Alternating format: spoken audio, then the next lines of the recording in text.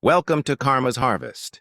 We often look at the animal kingdom with envy, wishing for the strength of a bear or the flight of an eagle. But what happens when a man decides to play God and sell those gifts to the highest bidder? Dr.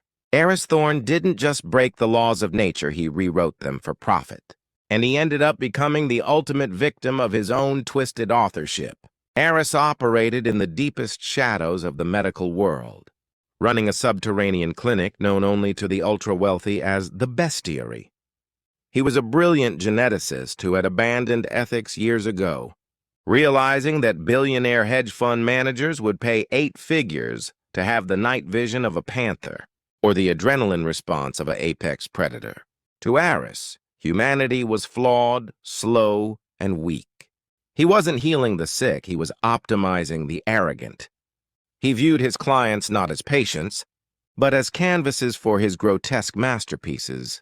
He felt zero guilt when a tech mogul he treated for shark-like senses ended up catatonic, overwhelmed by the sensory input of the modern world. Evolution is painful, Aris would sneer, counting his cryptocurrency transfers in his soundproof office. He believed he was untouchable, protected by layers of shell companies and powerful clients who needed him to keep their secrets. But karma is the one hunter that cannot be thrown off the scent. The harvest began on a stormy Tuesday night. Aris was in his lab finalizing his magnum opus project chromatophore. It was a highly volatile gene therapy derived from advanced chameleon DNA designed to render the subject's skin photoreactive, granting them controllable perfect camouflage. It was meant for a warlord who wanted to be assassinated proof. But before Aris could package the dose, the steel doors of his clinic were breached. A specialized bioethics task force, tipped off by a discarded experiment, stormed the facility. Aris, panicked and trapped, did the only thing he could think of. He grabbed the experimental chromatophore injector, a dose meant for a man, twice his size, and plunged it into his own neck. The small twist came immediately. The pain was excruciating as his cellular structure began to phase, but it worked. As the agents burst into his private lab, Aris pressed himself against the cold concrete wall. He watched breathlessly as they looked right through him. He was perfectly blended with his surroundings.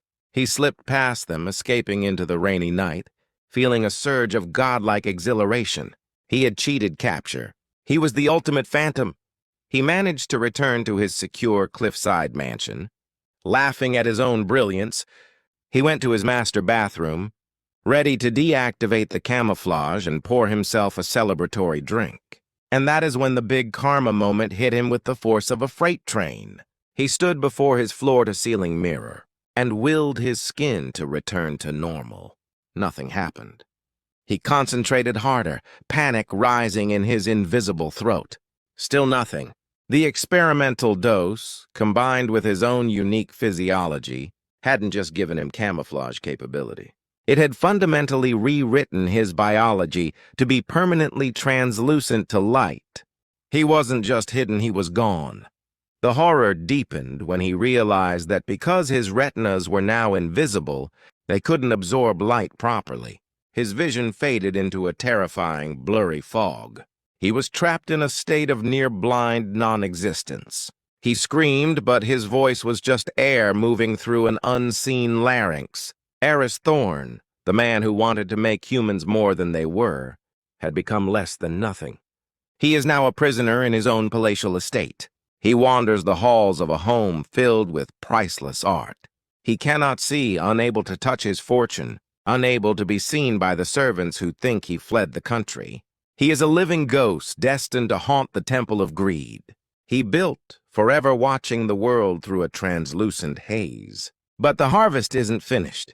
Aris's files were seized during the raid, and the list of his enhanced clients is now out in the open. What happens when the monsters he created decide they want their humanity back? And they know the only man who can help them is hiding in plain sight. We will hunt for the truth in part 2. Make sure to subscribe and ring that bell, because some secrets refuse to stay invisible.